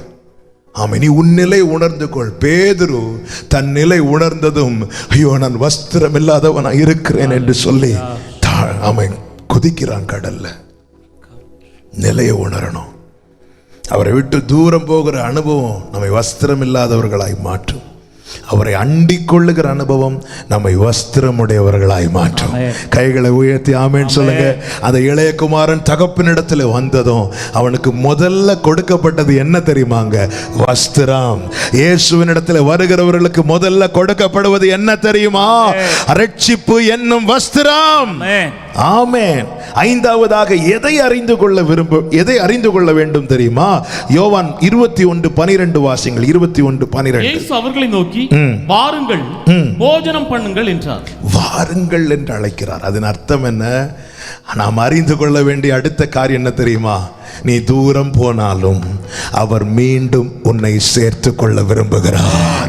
மீண்டும் உன்னை சேர்த்து கொள்ள விரும்புகிறார். இந்த நாளிலே இந்த சத்தத்தை கேட்கிற ஒவ்வொருவருக்கும் இந்த நற்செய்தியை ஆமேன் சொல்லும்படி விரும்புகிறேன். நான் இந்த வார்த்தையை தியானித்த போது ஆமேன், அது இரவு ஒரு 2 மணி இருக்கும்னு நினைக்கிறேன். கர்த்தருடைய கிருபை அதிகமாய் ருசித்து ஆண்டவரை மகிமைப்படுத்த ஆண்டவர் உதவி செய்தார். நல்ல புரிஞ்சு 200 மூலம் தள்ளி போயிட்டாங்க. திரும்பியும் படகை தூக்கிட்டு பழைய வேலைக்கு போயிட்டாங்க. ஆமென். ராஜ்யத்துக்குரிய வேலையிலிருந்து கலப்பை மேல கை வச்சுட்டு திரும்பிட்டாங்க. ஆனாலும் அந்த இடத்துல வந்து வாருங்கள் என்று அழைக்கிறார். அதன் அர்த்தம் என்ன? ஒருவேளை நீ தூரமா இருக்கலாம். ஆமென். அவரை விட்டு தூரம் போய் எல்லாம் இழந்தவனா இதை கேட்டுக்கொண்டிருக்கலாம். இழந்ததை திரும்ப தர, நீ கண்ட இக்கட்டுகள், ஆபத்துகள், வேதனைகளுக்கு பதிலாய் எல்லாவற்றையும் திரும்ப தர, உன் மேன்மையை பெருக பண்ண அவர் உன்னை மீண்டும் சேர்த்து கொள்ள வல்லவராய் இருக்கிறார். இந்த பாக்கியம் எப்பொழுதும் இருக்கும் என்று தப்பு கணக்கு போடாதிருங்கள். வாசல் அடைபடும் வரைதான் இந்த கிருபை. வாசல் அடைபடும் வரைதான் கிருபை. வாசல் அடைபடுவதற்கு முன்னும் வாசல் அடைபட்ட பின்பும் திரும்பி வருகிறவர்களுடைய நிலை என்ன? இதை புரிஞ்சுக்கணும். இந்த கிருபையின் காலத்தில் வாழ்கிறோம் என்றாலும் சூழ்நிலைகள் எதை நமக்கு எச்சரிக்கிறது? ஆண்டவர் அதை தானே சொன்னார். காலத்தை நிதானிக்க முடியாது. எல்லாத்தையும் நிதானிக்கிறீங்களே, ஒரு காலத்தை பார்த்தால் நிதானிக்கிறீங்க. மழை எப்போ வரும்னு உங்களுக்கு தெரியுது. ஆமென். மழை எப்போ பெய்யாதுன்னு உங்களுக்கு தெரியுது. எல்லாத்தையும் நிதானிக்கிற நீங்க அவரை குறித்து நிதானிக்காம போயிட்டீங்களே. அதன் அர்த்தம் என்ன? இந்த சூழ்நிலைகளை வேதத்தோடு ஒப்பிட்டு பார்த்தால் ஒரு காரியம் தெளிவாய் தெரிகிறது. என்ன? இது கிருபையின் காலமாய் இருப்பினும் இந்த கிருபையின் காலத்துடைய கடைசி பக்கத்தில் வந்து நிற்கிறோம் என்பதில் எந்த சந்தேகமும் இல்லை. வேதத்தில் சொல்லப்பட்ட ஏறக்குறைய எல்லா தீர்க்க தரிசனங்களும் நிறைவேறிவிட்டன. இனி நிறைவேற வேண்டியது ஒன்றுதான், என் ராஜாதி ராஜாவினுடைய வருகை. அதற்கு முன்பதாக அந்தி கிறிஸ்து ஆட்சியிலே வந்து அமருவார். இதெல்லாம் வேதம் தெளிவாய் நமக்கு காண்பிக்கிறது. நாம் என்ன செய்ய வேண்டும்? அவரிடத்தில் வர வேண்டும். 2 வசனங்களை காண்பிக்கிறேன். எந்த வசனம்? வாசல் அடைபடுவதற்கு முன்னே அவரிடத்தில் வருகிறவனுடைய நிலையும், வாசல் அடைப்பட்ட பின்பு அவரிடத்தில் வருகிறவனுடைய நிலையும். எதற்காக இந்த வசனங்களை சொல்லுகிறேன் என்றால், நாளைக்கு பார்த்துக் கொள்ளலாம், பிற்பாடு பார்த்துக் கொள்ளலாம் என்று கிருபையை அலட்சியம் பண்ணாதே. வாசல் அடைபடும் முன் அவரிடத்தில் வந்தால் அவர் என்ன செய்வார்? ஏசாயா 54:7. ஏசாயா 54:7. இமைப்பொழுது உன்னை கைவிட்டேன், ஆனாலும் உருக்கமான இரக்கங்களால் உன்னை சேர்த்து. வாசல் அடைபடும் முன்னே அவரிடத்தில் திரும்பி வருகிறவனை உருக்கமான இரக்கங்களால் சேர்த்து கொள்வார். இளையகுமாரன் திரும்பி வந்தபோது சேர்த்து கொண்டார். எப்படி சேர்த்து கொண்டார்? உருக்கமான இரக்கங்களால். அதன் அடையாளமாக ஓடி போய் கழுத்தை கட்டி அணைத்து முத்தமிட்டு சேர்த்து கொண்டார். உருக்கமான இரக்கங்களால். வாசல் அடைப்பட்ட பின்பு நாம் வந்தால் வேதம் என்ன சொல்லுகிறது? மத்தேயு 25:11-12. மத்தேயு சுவிசேஷம் 25வது அதிகாரம் 11வது வசனம் 12வது வசனம். மற்ற கன்னிகைகளும் வந்து ஆண்டவரே ஆண்டவரே ஆண்டவரே ஆண்டவரே எங்களுக்கு திறக்க வேண்டும் என்றார்கள். அதற்கு அவர் உங்களை அறியேன் என்று, ஜீசஸ் உங்களை அறியேன் என்று மெய்யாகவே உங்களுக்கு சொல்லுகிறேன் என்றார். வாசல் அடைப்பட்ட பின்பு வந்தால் அவர் என்ன சொல்வார் தெரியுமா? எனக்கு ஒன்னு தெரியவே தெரியாது. வாசல் அடைபடும் முன்னே அவரிடத்தில் வந்தால் பெயர் சொல்லி அழைப்பார். எப்ராஹிமே, நீ எனக்கு அருமையான குமாரன் அல்லவோ, பிரியமான பிள்ளை அல்லவோ. இதெல்லாம் இந்த கிருபையின் காலத்துல தான். வாசல் அடைபடும் முன்னே அவரிடத்தில் வா, உன்னை மீண்டும் சேர்த்து கொள்ள அவர் விரும்புகிறார்.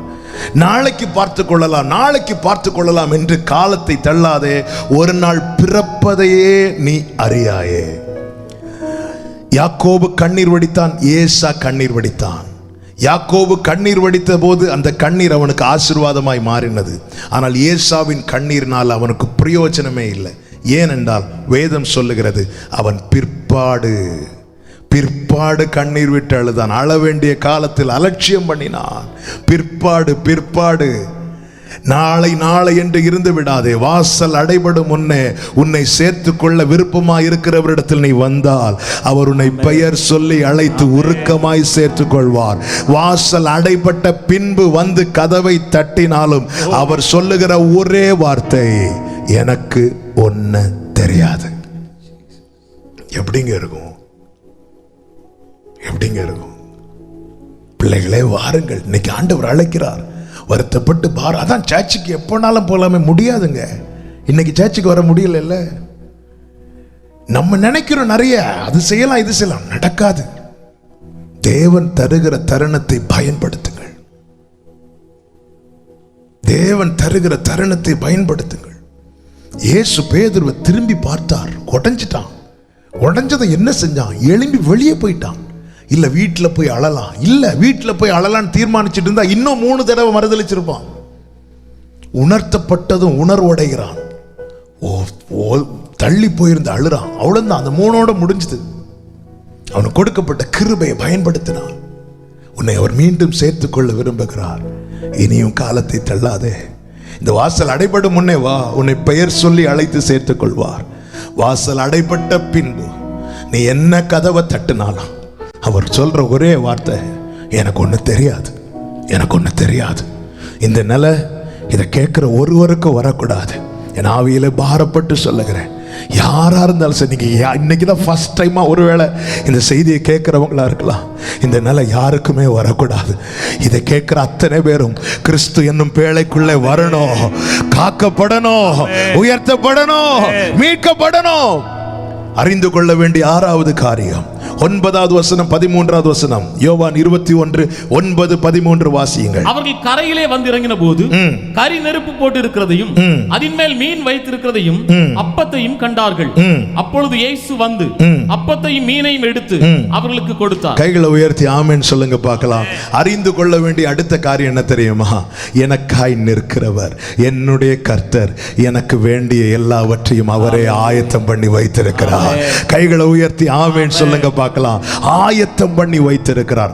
ஆயத்தம் பண்ணினதை தான் 9வது வசனத்திலே கண்டார்கள். ஆயத்தம் பண்ணினதை காண்பித்து கொடுக்கிறார். ஆமென். 13வது வசனத்திலே ஆயத்தம் பண்ணினதை காண்பித்து கொடுத்ததை அவர்கள் கையில எடுத்து கொடுக்கிறார். என கேட்கிற ஒவ்வொருவருக்கும் சொல்லுகிறேன், அவர் நம்முடைய கர்த்தர், நமக்கு வேண்டியதை ஆயத்தம் பண்ணி வைத்திருக்கிறார். ஆயத்தம் பண்ணினதை காண்பித்து தருவார். காண்பித்து தந்ததை நம்முடைய கைகளிலே சுதந்திரிக்கும்படி எடுத்து தருவார். ஆமென் சொல்றவங்க ஹalleluya. ஆமென். ஆயத்தம் பண்ணுகிறவர். இங்கே கர்த்தர் சொல்லுகிறார் பாருங்கள், இவர்களை பிரயாசப்பட வைக்கிறார், மீன் பிடிக்க வைக்கிறார். பிடிக்க வைத்து விட்டு 10வது வசனத்தை வாசியுங்கள். இயேசு அவர்களை நோக்கி, நீங்கள் இப்பொழுது பிடித்த மீன்களில் சிலவற்றை கொண்டு வா. அதன் அர்த்தம் என்ன? ஆண்டவர்ட்ட வெறுமையா வெறுங்கையா வரக்கூடாது. எனவேதான் இஸ்ரவேலர்களுக்கும் அவன் எல்லாருக்கும் அந்த பிரமாணத்தை கொடுத்தார். என்ன? தேவனிடத்தில் வரும்போது நீ உன் முதற் பலனை கொண்டு வா. உனக்கு ஒரு பிரயாசப்பட கர்த்தர் பலனை தருகிறார், சுகத்தை தருகிறார், ஆரோக்கியத்தை தருகிறார், ஜீவனை தருகிறார். நீ தேவனுக்கு நன்றியாய் கொண்டு வர வேண்டும். ஆண்டவர் சொல்ல, நீ பிடிச்சல, ஆமா, அது எல்லாத்தையும் கொண்டு வான்னு கேட்கல, அதுல சிலவற்றை கொண்டு வா. தேவனிடத்தில் எப்பொழுதுமே வெறுங்கையாய் வரக்கூடாது. இவ்வளவுதான் கொண்டு வரணும்னு இல்லை, இருக்கிறதுல நன்றியாய், காணிக்கையாய், பலியாய் அவருக்கு நன்றி செலுத்தும்படியா தேவ சமூகத்தில் வரணும். ஆண்டவர் காணிக்கை பெட்டி பக்கத்தில் வந்து உட்கார்ந்து அதை பார்க்கிறார். அதுக்காக நம்ம பலருடைய எண்ணம் எப்படின்னா, நாம கொடுத்தாதான் அவருக்கு எதாவது ஒன்றும் ஆக போறது இல்லைங்க. ஆனால் அதில் நமக்கான ஆசீர்வாதம் இருக்கிறது. சிலவற்றை கொண்டு வா.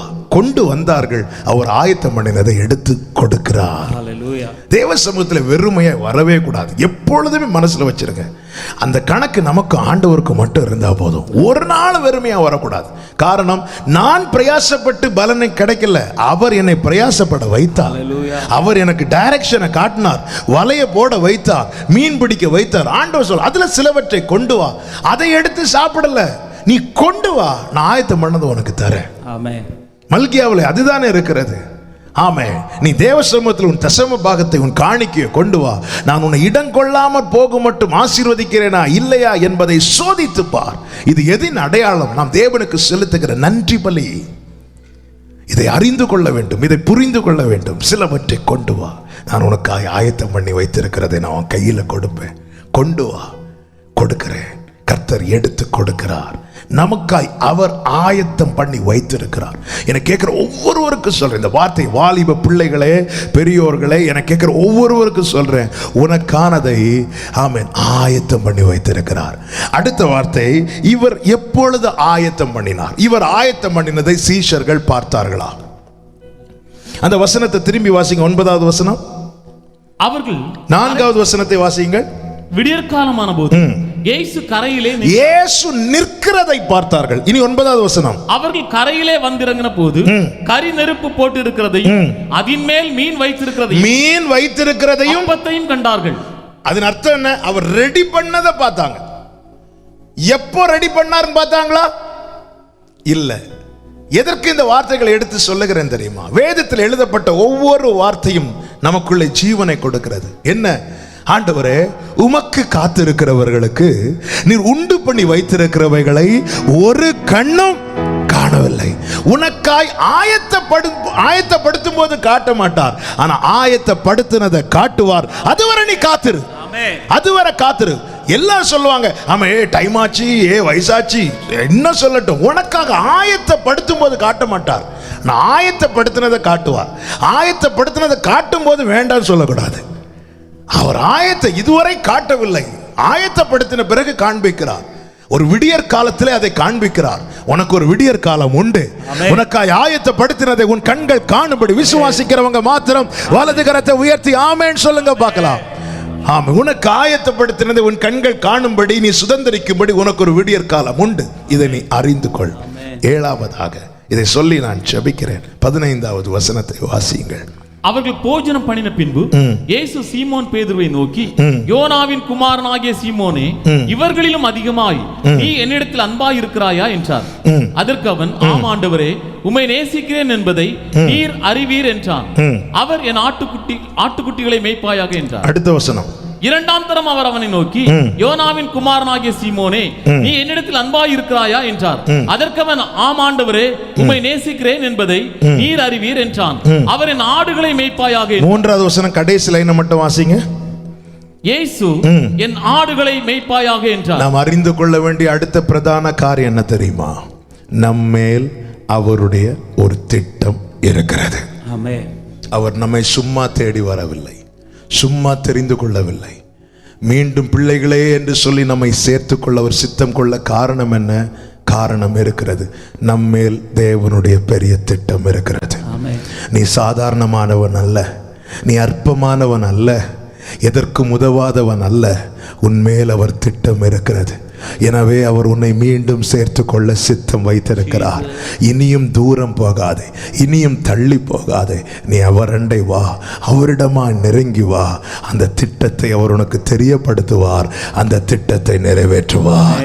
ஆவியானவர் சபைகளுக்கு சொல்லுகிறதை காதுள்ளவன் கேட்க கடவன். எல்லாரும் கண்களை மூடி, எல்லாரும் தேவ சமூகத்தில் ஒரு சில நிமிடங்கள் முழங்காற்படியிட முடிந்தால் முழங்காற்படியிட்டு நம்மை தாழ்த்தி, தேங்க்யூ ஹோலி ஸ்பிரிட், நன்றி பரிசுத்த ஆவியானவரே, ஹல்லேலூயா. ஆண்டவரே, எங்களுக்காய் நிற்கிறவரே, நீங்க இல்லாம ஒண்ணுமே முடியாது. நீங்க இல்லாம எதையோ செய்ய நாங்க முயற்சி பண்றோம். இல்லப்பா, எங்களால வலைய கூட போட முடியாது. நீர் கர்த்தர். இழந்த வஸ்திரத்தை திரும்ப தருகிற தகப்பன், எங்கள் எல்லாம் அறிந்திருக்கிறவரே, எங்கள் நல்ல தகப்பனே,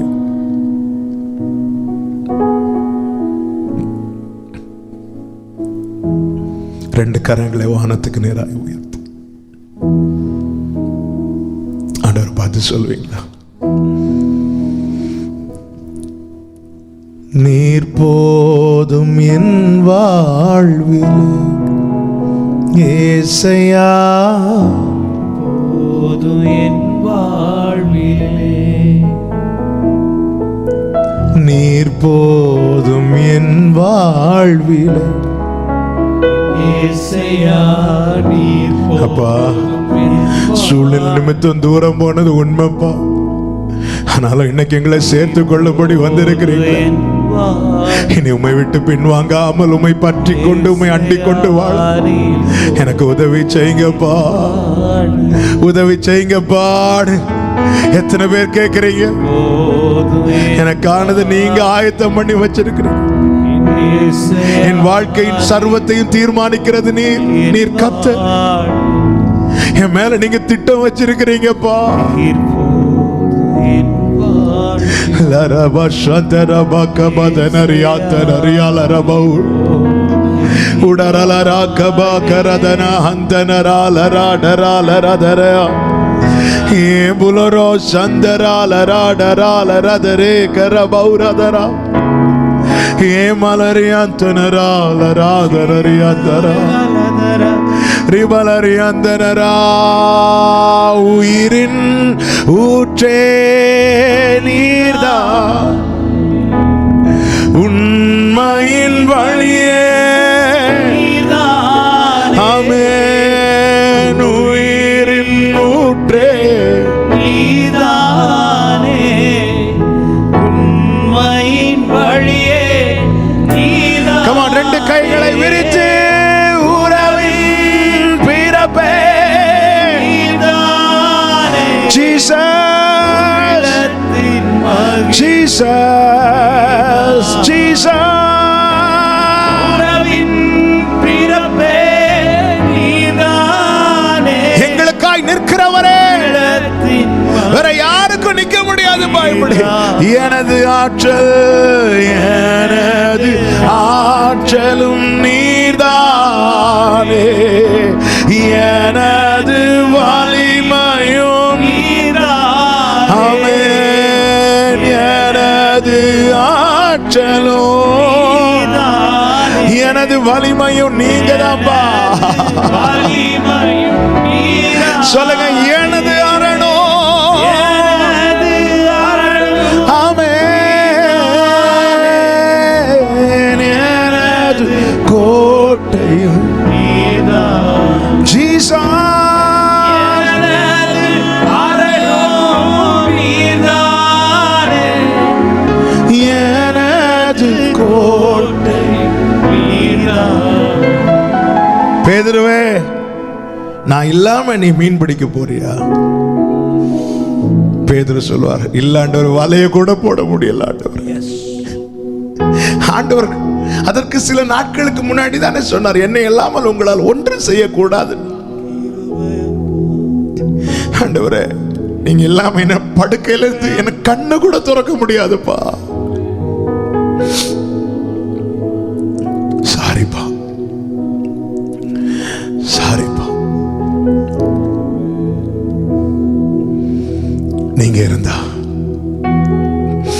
சொல்றாரு, என் கூட யாருமே இல்லை, ஆனா நான் எப்படி ஓட்டத்தை முடிக்கேன்னு கேக்குறியா?